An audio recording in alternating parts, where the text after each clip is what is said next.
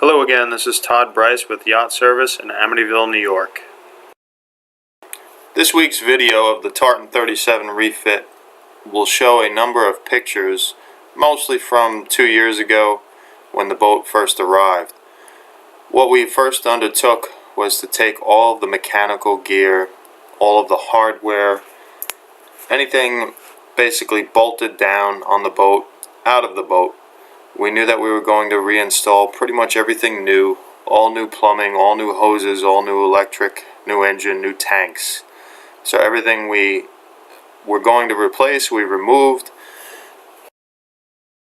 Everything that was going to be reinstalled, like stanchions and certain hardware, we moved off to the side, labeled for further evaluation, polishing, and refitting at a much later date. Second, we began removing all of the woodwork on the boat that was not glassed in. Pretty much everything came out of the boat except for bulkheads and certain structures of the subfloor. We knew that we had to refinish all of that woodwork. In the Tartan 37 from 1981, there is a tremendous amount of woodwork. The wood that was in this boat had been refinished several times. We began immediately on stripping and sanding this wood so that we would have it ready for reinstallation at a later date. Next, we undertook evaluating the boat for any areas of rot.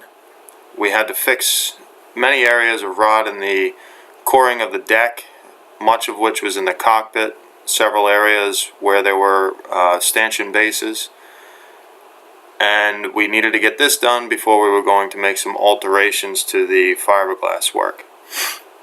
Our next project was to install a bow thruster.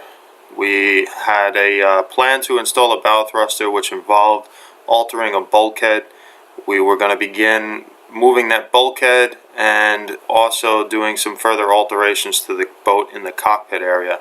We wanted to get all the major glass work done, and our goal was to get the boat primed within a few months so we could begin working on other projects. Our next area of concern was the major work that we had to do in the cockpit area. There were 3 large areas that we had to alter. We were going to add a propane locker on the port side and enlarge the rear hatch that accesses the steering and storage areas. And we were going to add a hatch in the cockpit floor for better access and service to the engine and generator. Lastly, we began stripping and sanding all of the interior woodwork that could not come out. On our next video, we will review the priming and painting of the boat, both topsides, hull, mast, and spars. Thank you for watching.